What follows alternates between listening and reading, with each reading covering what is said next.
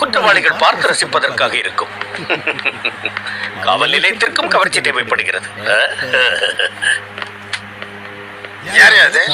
அது 8.25 லட்சணமே இமநேரும் பரிய மட்டில் பெரியம்மை வாகனமே கூரையில்லா வீடே குலராமன் தூதுவனே ஆரையடா சொன்னாய் அது என்று ஔவையாரிடம் மாட்டிக்கொண்டவனின் நிலையில் தான் தாங்கள் உள்ளீர்கள்.